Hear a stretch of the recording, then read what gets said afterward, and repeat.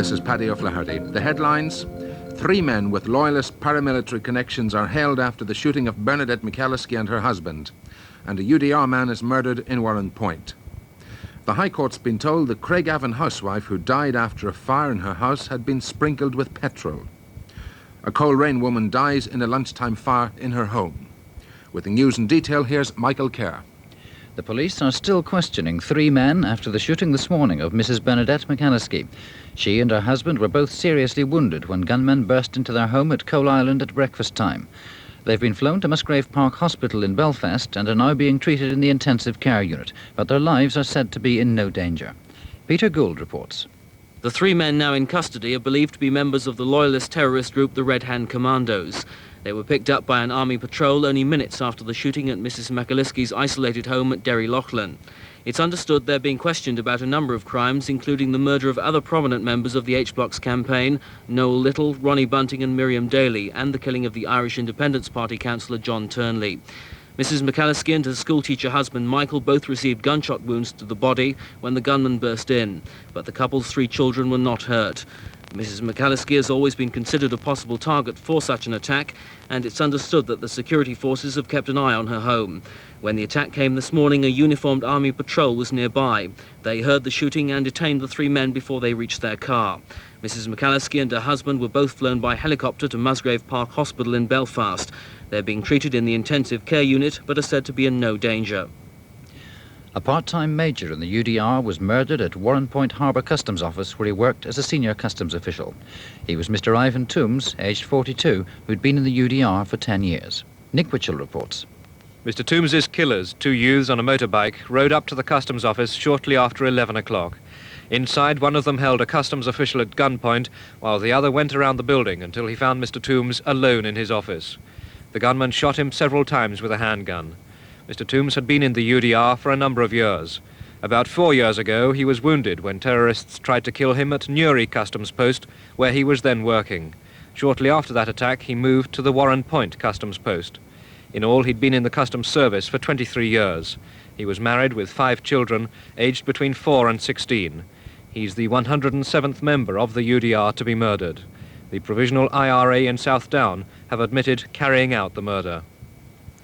Mrs. Thatcher heard of the McAliskey shooting as she was meeting an Alliance Party delegation in London this morning. The Alliance leader, Mr. Oliver Napier, described her reaction. She was horrified, expressed her horror at it, and I think she was really quite shaken. We were actually at that time discussing the security situation in Northern Ireland, and this message came through. I think it reinforced to her in a very positive way the kind of thing we live with day in, day out in Northern Ireland. Commenting on the attack on the McAliskeys, Cardinal O'Fee said Northern Ireland's nightmare of violence must be reaching the nadir when someone so prominent in the public life of the northern community was so callously gunned down. The Dublin government condemned the attack on the McAliskeys as barbaric.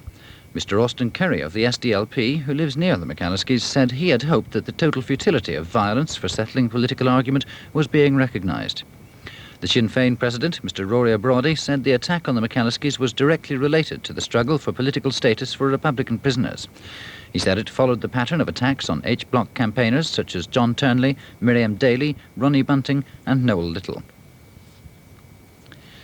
The Army have defused a 240-pound booby-trap bomb that was left in the boot of a car on the Armagh Moy Road today. The bomb was contained in 3 milk churns. The RUC say that shortly before the security forces were alerted this morning, a police patrol had passed by the car. They believe the bomb was intended for them. The road was closed for most of the day, but it's now open again to traffic. The Gables restaurant in Belfast has been destroyed in an IRA bomb attack.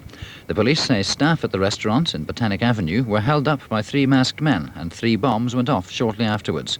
A fire started and the building was gutted. No one was hurt. The High Court's been told that Mrs. Irene Brown, the Craigavon housewife who died after a fire in her home, had been sprinkled with petrol. The disclosure was made by a lawyer opposing bail on behalf of Mrs. Brown's husband, 26-year-old Noel Brown from the Parkmore estate, who is accused of her murder. The lawyer said Brown had admitted setting off a petrol bomb in a bedroom containing his wife and 10-week-old son. Bail was refused. In Coleraine, a 58-year-old woman has died after fire broke out Greenmount Crescent. She was ill in bed when a fire started in her bedroom. Though neighbours rescued her, she died shortly afterwards. Her name hasn't yet been released. The fire is believed to have started accidentally. The two army sergeants who were jailed for life yesterday for the murder of 2 men in Fermanagh 8 years ago have begun serving their sentences in the Crumlin Road prison in Belfast. It's understood the men haven't yet made any request for a transfer to a prison in England. The future of Captain Andrew Snowball, who was given a suspended sentence for withholding information about the murders, is still uncertain. He has 28 days to appeal the sentence, and failing that, the Army Board will be asked to decide if he can remain in his post. The 9 Dutch airmen rescued after their plane crashed into the North Atlantic while on a reconnaissance flight have now left Altnagelvin Hospital. They'd been brought by helicopter to Derry yesterday, where they were treated for exposure and hypothermia. Now some world and national news. Intense diplomatic activity has continued all day to find a formula for releasing the American hostages held in Iran. This afternoon, a team of American-led financial and legal experts arrived in Algeria, the country acting as a go-between in the negotiations. On the economic front, latest government figures show that Britain's trade with the rest of the world was £346 million in the black last month, but the surplus was down by over £200 million on November. Some news just in on British Steel. The BSC workforce have voted by a substantial majority in favour of the chairman's survival plan. The figures were 62,237 for and 17,900 against. 35% of employees didn't return their ballot papers. Finally, the escaped South London gang leader Charles Richardson has been recaptured by police in West London. He escaped from Spring Hill Open Prison in Buckinghamshire last May, where he was serving a 25-year sentence imposed in 1967 for offences including assault and causing grievous bodily harm. Well, that's the news for the moment. Now, back to Paddy O'Flaherty. And as we heard in the news, an Alliance Party delegation has been talking to the Prime Minister today. They were concentrating on 4 main points: devolution, the implications of the Dublin summit meeting, the problems of Northern Ireland's economy, and security. The delegation was led by the Alliance leader, Oliver Napier, who's in our London studio. Mr. Napier, we have heard you describing Mrs. Thatcher's reaction to the latest terrorist attacks. Do you think she feels that the situation's improving? I think she feels the situation is improving, but I don't think she's complacent about the situation. Basically, what we were saying to her was that we agreed with the general security policies which were being implemented at the present time, although on a number of issues we raised particular issues, particularly the people in border areas who feel very insecure indeed, and also why, for example, one paramilitary organisation, the UDA, should not be prescribed. Were you able to put forward any positive proposals of further action that might be taken, and did she herself indicate anything more that might be done? Well, the positive action that we were indicating that should be taken was really more of the same, if I put it to you like that, with the other 2 matters that I've mentioned, that we think that there is a need in border areas to have a higher profile of security. What about the situation now on the Dublin talks? There has been a great deal of concern expressed over the past few weeks since the summit meeting. What was the impression you got in London today? Does that sort of feeling seem to have died down? Well, we were going over to express concern. And the concern we were expressing was that in Northern Ireland, people don't know what happened. And that whereas as a party we are in agreement with a policy of closer cooperation between the United Kingdom on the one hand and the Republic of Ireland on the other hand in matters like, for example, security and economic affairs. Nevertheless, we do not want to see the Republic of Ireland having any say in the internal political affairs of Northern Ireland. And we wanted, A, an assurance on that matter, and B, we wanted to explain to Mrs. Thatcher that large numbers of people in Northern Ireland were concerned on that very issue. Right. And that she should, in fact, make clear what was discussed and make clear that issues like that would not be discussed. And did she tell you what you wanted to know? I was very satisfied that she got the point. But did she tell you what was discussed? Oh, yes. In as much detail as you wanted? She made it quite clear to us what had been discussed in general terms. But before that, the Secretary of State had given us a very good briefing on what had been discussed. That's all right, giving us the briefing. the general public, and particularly the general public in Northern Ireland, want to know what was discussed, and they want to know it from the government. Did you hear anything about what had been discussed that we haven't heard before? No, I didn't. Not that I hadn't heard before, anyway. Did you hear any good news, any fresh pointers of optimism on the question of the economy? No, not fresh pointers, not fresh initiatives, but I do think that we did get across to the Prime Minister the tragic position in which Northern Ireland finds itself in. We have twice the unemployment rate of the rest of the United Kingdom. We are much more dependent on public expenditure than any other part of the United Kingdom.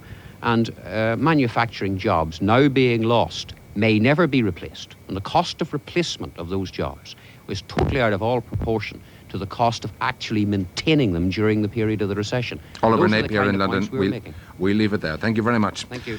And we'll stay with the economy because the Ulster Farmers Union spent 2 hours yesterday talking to the Minister of Agriculture, Peter Walker, and the Secretary of State, Humphrey Atkins. The meeting was arranged at the request of the union, who are pressing the government to save the industry. The union's been holding a news conference about the meeting, and William Fullerton, the junior deputy president of the Ulster Farmers Union, is with me now. Mr. Fullerton, we heard Oliver Napier there describing saying that the Northern Ireland economy is in a tragic position. Is that the way you see it?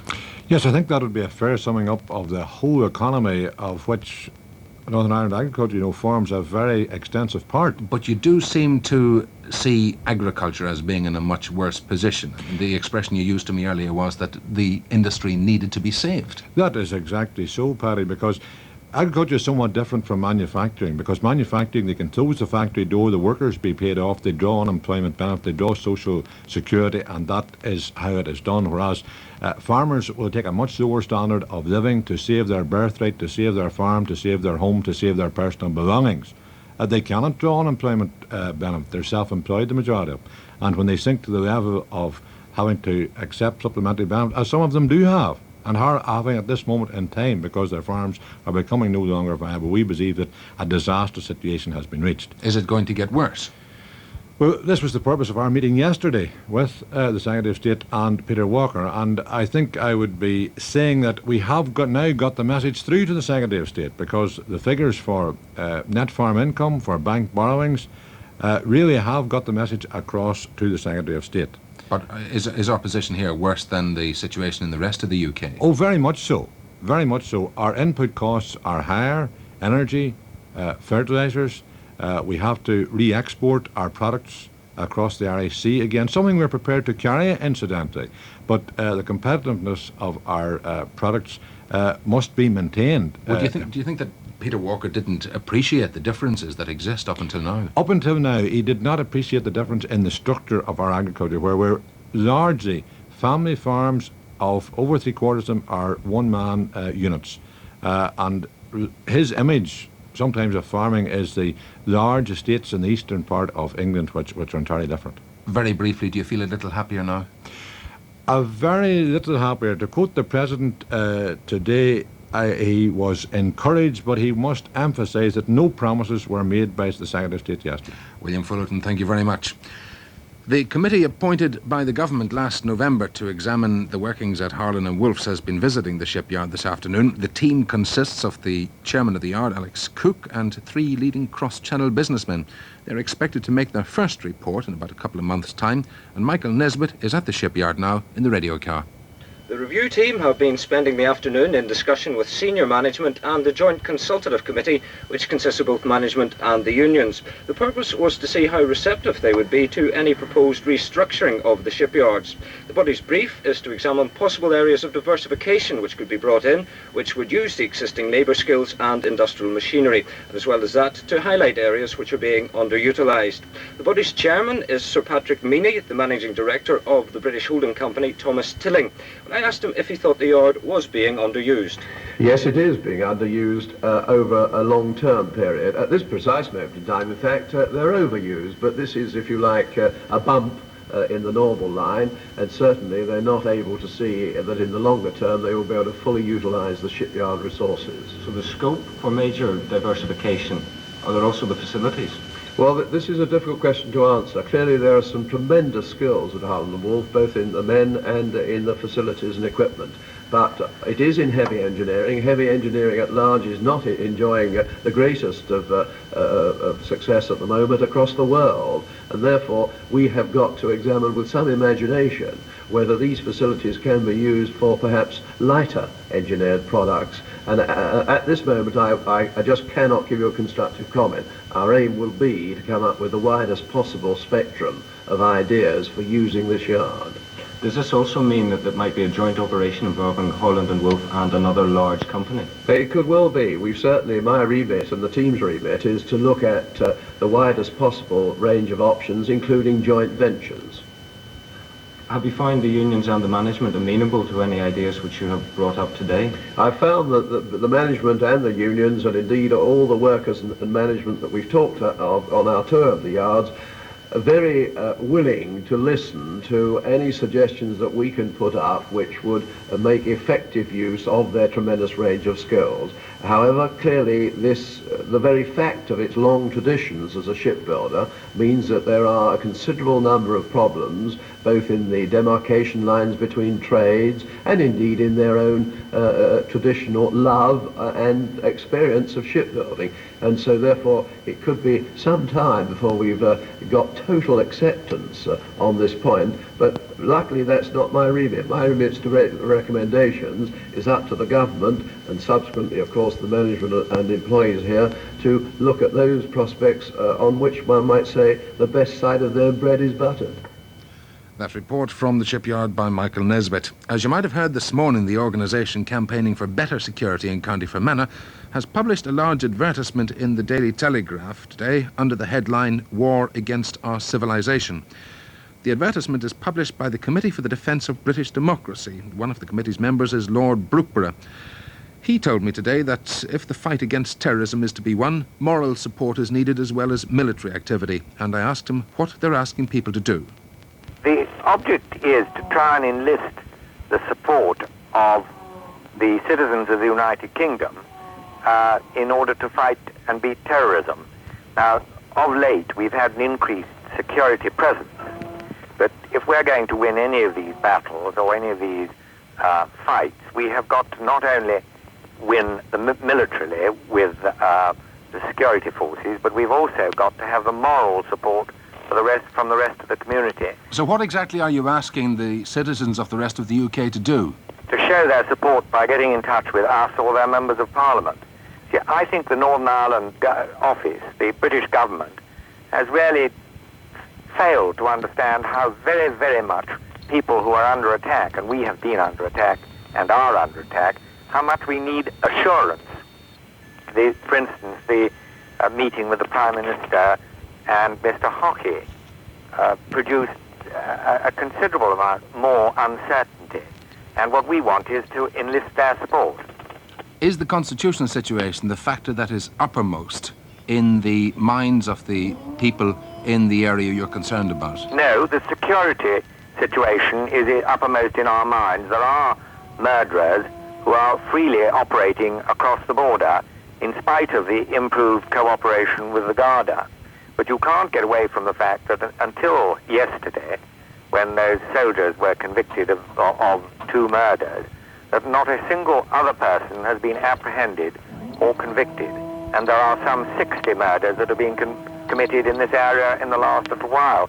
How much better now is the cooperation with the Irish police? Well, I, of course, have no personal experience. I understand it is much better. But this cooperation still doesn't fill us with complete confidence when we know that just across the border, in various towns, even in various townlands, we know where people live who have a number of murders to their name, and they're operating. They can come across the border reasonably easily. Are many people leaving the area still?